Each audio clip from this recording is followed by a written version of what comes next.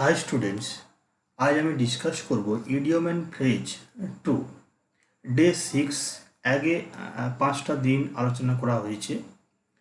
আজ 101 থেকে 120 ডিসকাস করব, কারণ 100 পর্যন্ত ডিসকাস হয়ে গেছে। তো 20টা ডিসকাস করব, মন দিয়ে শোনো। Between the devil and the deep sea, between Scylla and Charybdis, between two fires. তো এখানে তিনটে ইডিয়মসের মিনিংই এক। দেখো, অবলিক দিয়ে লেখা আছে between the devil and the deep C, এটা মানেও যা। বিটুইন স্কাইলা অ্যান্ড চ্যারিব্রিডস, এটা মানেও তা। আর বিটুইন টু ফায়ার্স, তো উভয় সংকট, ঠিক আছে, বা দুদিকে বিপদ, এরকম মিনিংয়ের ক্ষেত্রে এই ইডিয়মসটা ব্যবহার করা হয়ে থাকে।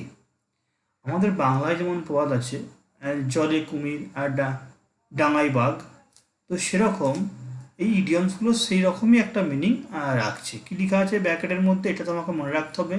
Between two dangers or difficult situation, দুটো বিপদের মাঝে, দুটো কঠিন পরিস্থিতির মাঝে।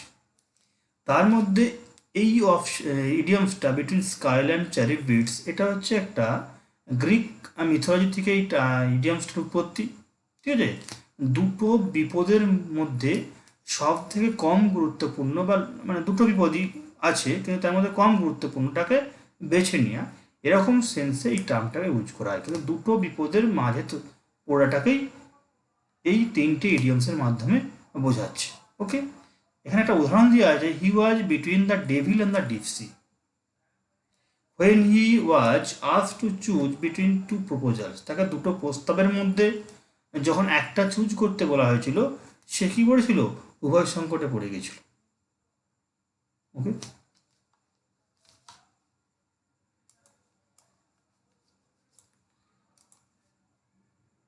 102 beyond doubt.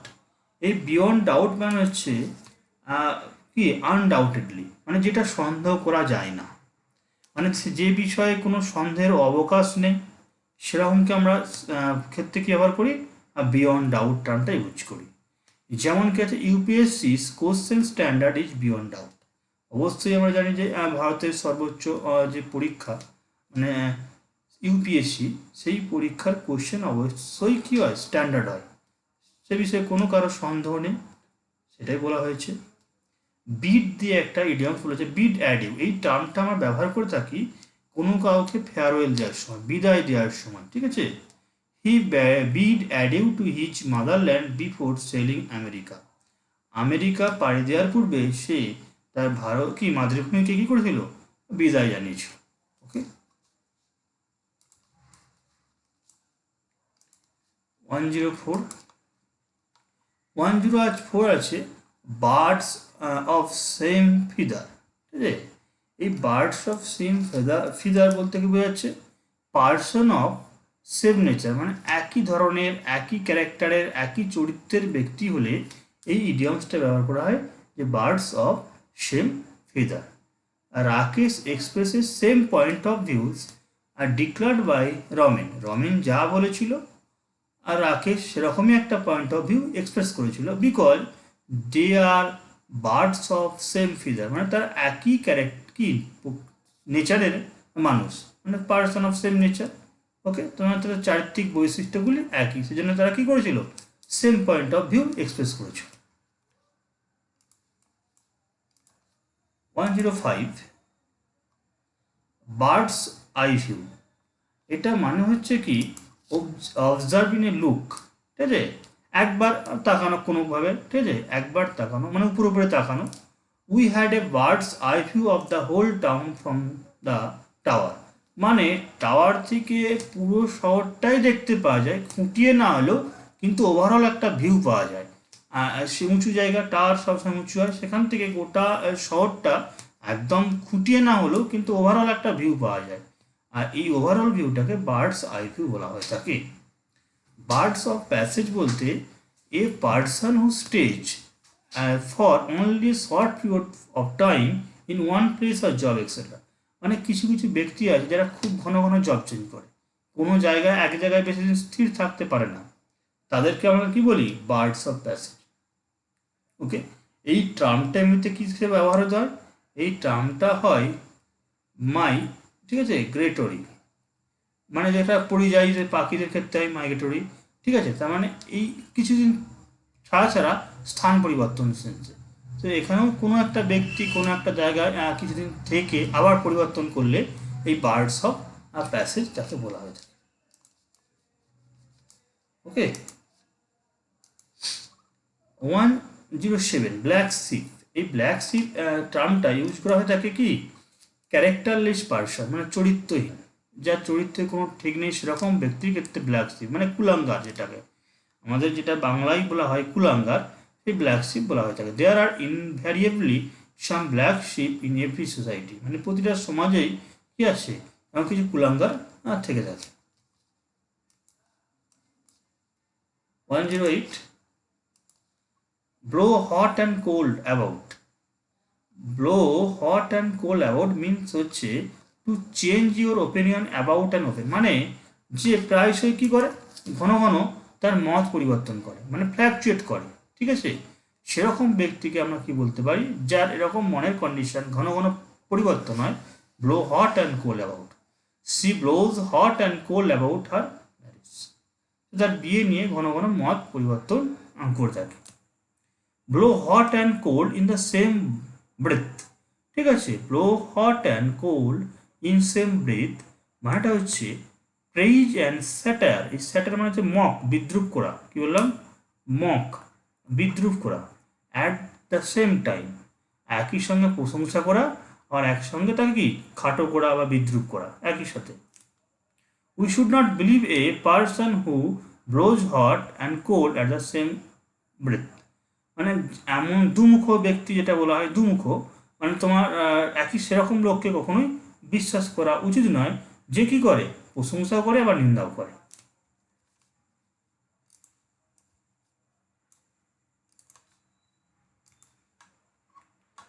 One one zero blow one's trumpet, এইটা পরীক্ষায় অনেকবার দিয়েছে।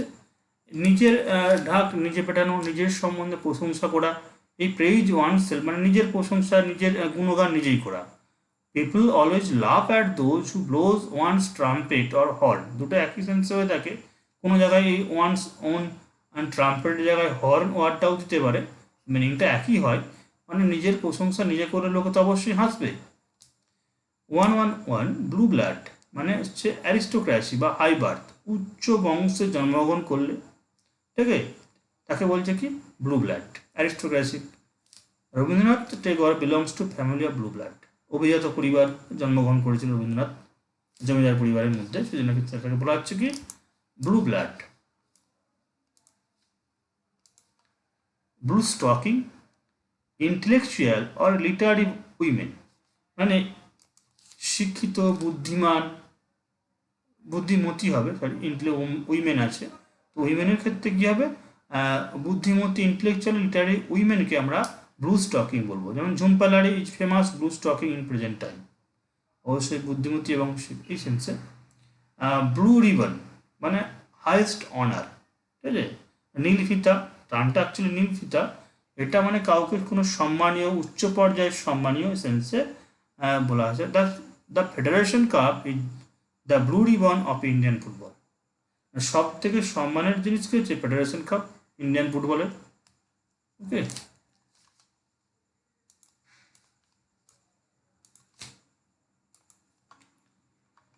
বোন of contention, bone of contention প্রচুরবার পরীক্ষায় দিয়েছে। অ্যাপেল অফ ডিসকর্ড, এটা একটা অফ বসবে, মানে বিবাদের বিষয়, একদম ঝামেলা, ঠিক আছে, এরকম জিনিস কি হলে বোন of contention. Kashmir problem is the bone of contention between Pakistan and India, অবশ্যই কাশ্মীর ইস্যুটা আমাদের ইন্ডিয়া এবং পাকিস্তানের মধ্যে একটা বিবাদের বিষয়বস্তু, তো এটা মানে কি হলো বিবাদের বিষয়বস্তু, বিবাদের বিষয়। বুক ওর্ম, তারপরেরটা আছে কি 115 bookworm extreme fond of book, মানে যে প্রচণ্ড বই পড়তে ভালোবাসে, মানে গ্রন্থকীট, এবং গ্রন্থকীট টার্মে এটা ইউজ করা হয়েছে। ওয়ান নিড নট, এটা নিড নট হবে, নিড নট, এটা not, not be a bookworm to do well in the exam. মানে পরীক্ষায় ভালো করতে হলে শুধুমাত্র গন্তকীট হতে হবে এরকম কোনো কন্ডিশন নেই, এরকম কোনো কোথাও নেই, প্রয়োজনীয়তাও নেই। নেক্সট আছে 116 ব্রন উইথ সিলভার স্পুন, মানে রূপোর চামচ নিয়ে জন্মগ্রহণ করা। এটা তখনই বলা হয় কেউ যদি খুব ধনী পরিবারে জন্মগ্রহণ করে, আর ঠিক আছে, তাকে বলা হয় ব্রন উইথ সিলভার স্পুন, মানে রূপোর চামচ নিয়ে মুখে জন্মগ্রহণ করেছে। কারণ রাহুল গান্ধী কি, Rahul Gandhi was born with silver spoon in his mouth. Bosom friend আছে ডিয়ারেস্ট, মানে খুব কাছের, নিয়ারেস্ট, একদম হৃদয়ের কাছের লোকজনকে আমরা কি বলি, bosom friend, dearest one. Ram and Rahim, ঠিক আছে, আর আর বুজুম ফ্রেন্ড, অবশ্যই এখানে আর হবে, কি তারা খুব কাছের বন্ধু।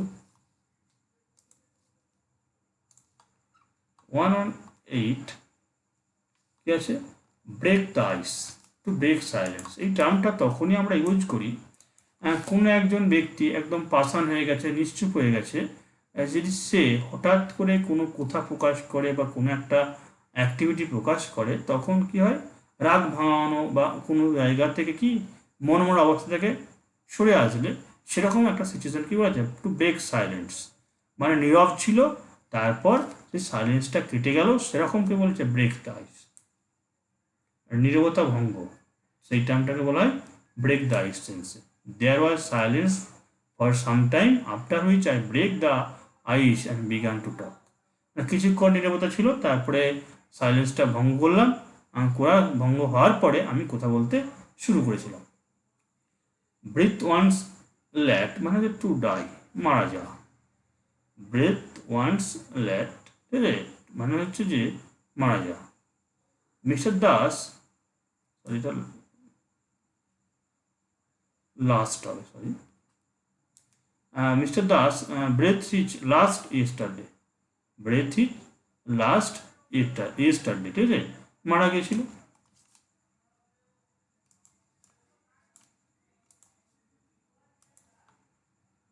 Bring summons to his senses মানে ফোর্স টু ওবে ডিসিপ্লিন, কি বললাম, force to obey discipline, okay, মানে কাউকে জোর করে নিয়ম মানতে বাধ্য করালে bring summons to his sense বলা আছে। The naughty boy was ultimately brought to senses, okay, দুষ্টু ছেলেদেরকে কি করেছিল, নিয়ম মানতে বাধ্য করা হয়েছিল।